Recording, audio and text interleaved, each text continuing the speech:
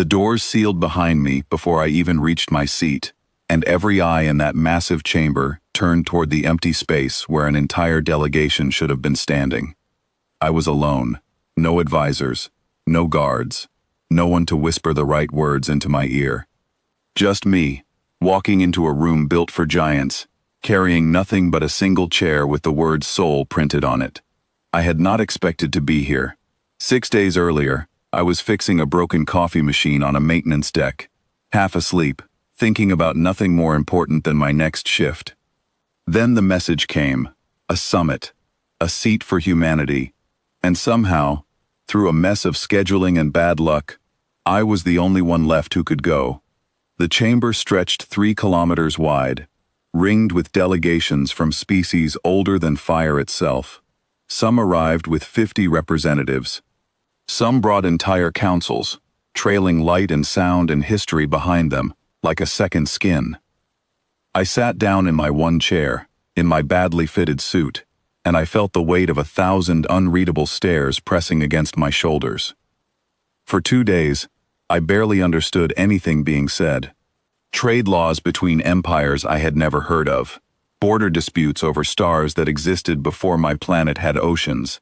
I nodded when it seemed right to nod, and I stayed quiet the rest of the time, because staying quiet felt safer than proving how small I truly was. Then, on the 3rd day, everything changed. A tall, translucent figure with too many arms rose at the center of the chamber and made an announcement that silenced even the loudest delegations. The Ancient One would be receiving visitors, one at a time, alone. I turned to the delegate beside me, a sharp-eyed woman named Elena from a species I still could not properly pronounce. I asked her what the Ancient One was, and she looked at me, the way you would look at a child who had wandered into the wrong room. The Continuum, she said. A mind older than every government in this assembly. It watched the first starfaring civilizations rise, and it watched them turn to dust. It does not rule. It does not judge. It only watches. And once in a great while, it speaks. My chest tightened as she spoke. This was not a diplomat. This was not a king or a general. This was something that had existed since before language, still awake, still thinking, sealed behind one dark door at the far end of the chamber. I watched delegation after delegation get called forward. Some sent their oldest. Some sent their wisest. One group, proud and loud, tried to send their entire council of 40 members at once, only to find the doors would not open until they thinned themselves down to a single person.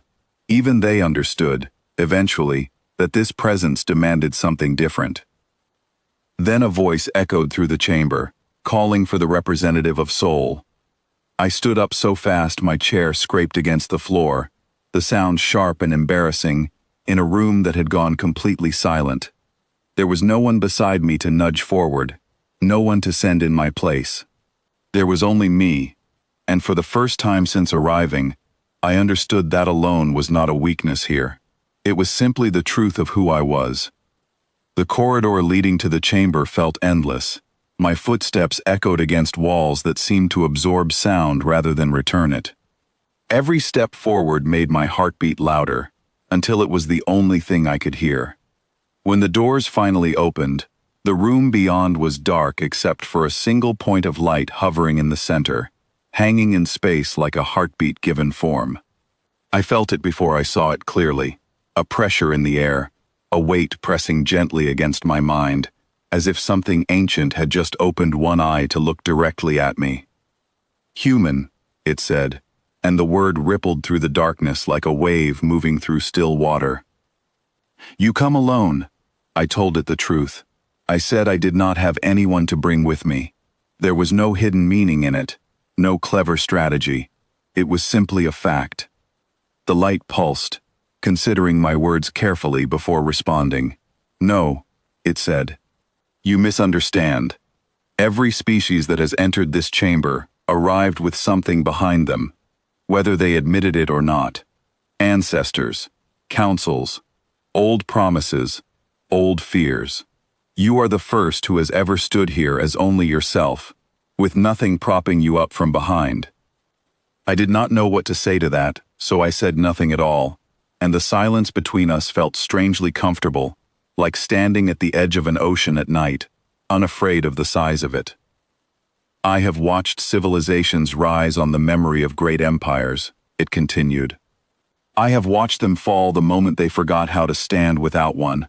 In more years than your mind can hold, across countless recorded species, you are the first to arrive undiminished by having no one else beside you. You did not shrink because you were alone. You simply stood there, and let that be enough. The light folded inward slowly, gathering itself, and then it lowered. Not completely, not like something defeated, but with a controlled, deliberate motion, as if enormous intelligence itself had decided to meet me at eye level. I do not bow to power, it said quietly. Every empire in this assembly has offered me power over the years, and I have always found it common, easy to gain, easy to lose. I bow to something far rarer, the willingness to show up when no one else will, and to call that enough. I have existed for longer than most stars in this galaxy, and I have waited all that time to see it walk through that door. I stood there in the dark, in front of something older than most stars I could name, and I felt a strange ache settle into my chest. Not pride exactly, something quieter. I understood, in that moment, that I had not been chosen because I was the strongest, or the smartest representative humanity could offer. I had been chosen because I was simply available when it mattered, and somehow, impossibly, that had turned out to be the entire point all along. The light asked me a question then, one I was not prepared for. It asked what my people valued most, now that they had finally reached the wider galaxy. I thought about my answer carefully, aware that whatever I said next might shape how an ancient mind understood my entire species for centuries to come. I told it that humans were young, clumsy, often afraid, but that we kept showing up anyway, even when we were unprepared, even when we were the smallest voice in the room. I told it that we had learned, slowly and painfully, that courage was not the absence of fear, but the decision to walk forward regardless of it. The light seemed to shift at that, brightening slightly, as if something in my answer had pleased it in a way words alone could not fully explain. Then it spoke again, and this time, its voice carried a different tone, warmer somehow, less distant. You will carry a message back to your people, it said. Not a threat, not a warning, a simple truth. Tell them that size does not measure worth in this galaxy. Tell them that a single voice, spoken honestly, can matter more than 1,000 voices spoken out of habit or tradition. Tell them that I have judged their species not by their numbers here today, but by the fact that they sent someone at all, when so many others would have simply stayed home. I promised I would deliver the message exactly as it was given to me, and I meant it. Before I turned to leave, the light offered one final thought, quieter than everything before it. It said that the galaxy was large, and old, and often cruel to those who arrived unprepared. It said that many species had entered that same chamber, convinced of their own greatness, only to leave humbled by how little that greatness had actually meant. It said that humanity, in its youth and its uncertainty, had somehow avoided that trap simply by not expecting greatness in the first place. I walked back through that long corridor, with a steadier heartbeat than the one that had carried me in.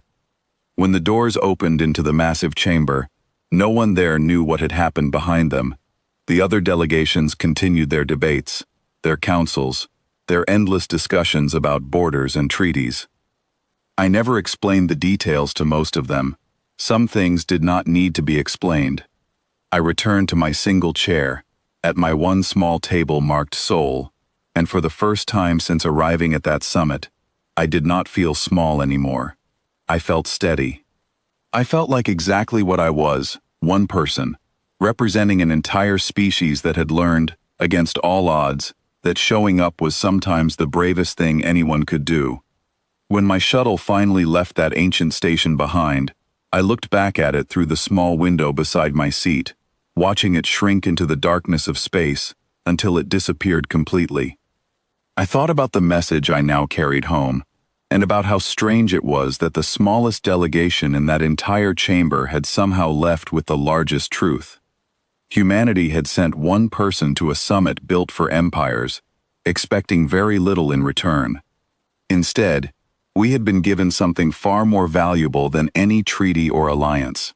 We had been shown, by the oldest mind in the galaxy, that our size had never been our weakness at all. It had simply been misunderstood, until the moment someone finally walked through that door alone and let it speak for itself.